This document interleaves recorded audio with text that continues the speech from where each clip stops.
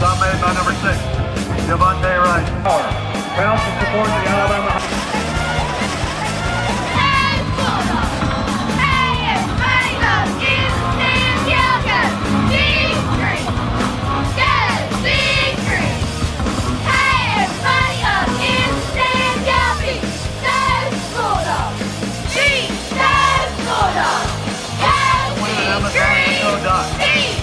All you have to do is follow Alpha_Insurance on Instagram.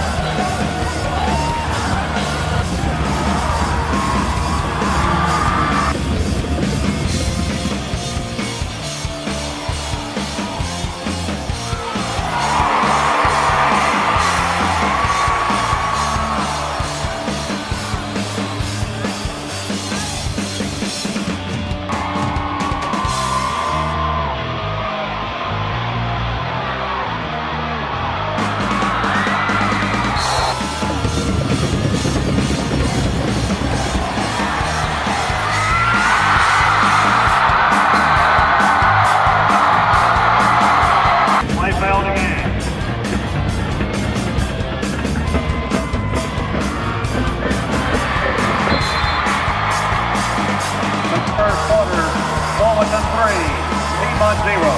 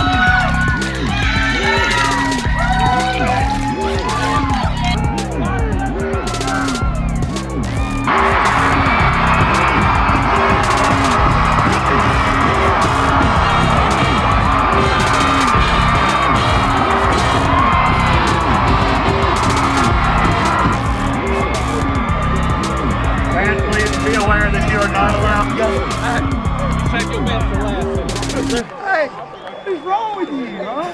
What is wrong with you, huh? Come here. Huh? They missed the ice.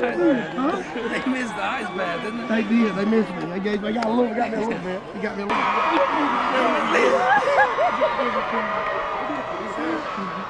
You got it.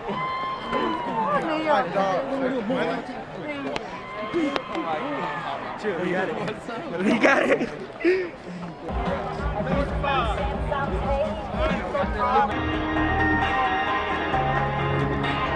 Words can't express how happy I am for these boys. I'll get a little emotional talking about them because we spend so much time, blood, sweat, and tears with these guys. And, a lot of hard work goes into this, but God's in control. He's had his hand on his team the whole year. He's blessed us. We've had a few ups and downs in the middle of the season. Had a couple of valleys. Guys never quit. Just kept battling back. Lost one of our cheerleaders the last week of the season. We lost that game. We weren't, and obviously, understandably, with that situation. So we've had a lot of emotion going into this. I told them when we beat Thomasville 43-42, it's an unbelievable game. I told them, I said, we'll be in Auburn. And each week I told them we'll be in Auburn. And they believed it. We've been in Auburn and we won it. So. Right, exactly. Defensively all year, we knew going into the season, we had about 10 seniors on defense. We're very physical. We grind in the weight room in the off season. That's kind of where we make our money, in the weight room. I knew that we would play well defensively. We tackled well. Obviously, we didn't play good offensively in the first half a little bit, but got a few breaks in the second half and made some plays. Daquan, are you tired? And how do you keep your stamina through the whole game with all the plays you were involved with? Well, Coach pushed me to go every play, telling me how much time's left for state championship game, and don't give up. Just keep going and fighting through it. So no tired, not at all. Not right now. He's lying to you. Daquan, walk me through that interception you had, and what did it mean to you to kind of be able to close it out? Yes, sir. When I saw he had threw it, it was pretty far towards the end zone. So I tried to run for it. Hopefully I caught it, and I did catch it to let us ice the game. Micah, your guys were able to apply a lot of pressure. Was there something going on the field, or was it just the effort, or what was the key thing? We just realized that, like Coach said, there was about 10 seniors on that team, on the defense. So we knew that it was our last game. So we put all effort forward, full steam ahead, because you ain't ever going to be on a high school championship game ever again. That's your last one. Trevon, you were in on one of those turnovers. How big was that, you guys being able to force turnovers against them? It was a really big part of the game. Turnovers, we were playing defense, not that we were playing. Bean, you had a question? Coach, can you talk about Daquan and what he's done all year and what he did out there today? Just Iron Man. He's been that way all year. He's a warrior. I love him. We spent a lot of time together. The offensive coordinator this year, and we spent a lot of time together at practice. But he's just a player. That's all you can say. A lot of coaches have talked about him and talked to me about him. I know I was talking to some coaches just the other day, and they're like, "Wow, the kid's a great player." I said, "Yeah, he is." And his ability to throw the ball has gotten so much better this year.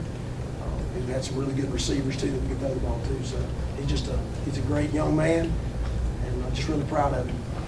Coach, you talk about the turnovers. There were 10 in the game. You guys obviously forced 6 of them. I mean, that's pretty wild for a state championship game. I didn't realize there was 10. That's probably why I got a little bit of that gray hair right there.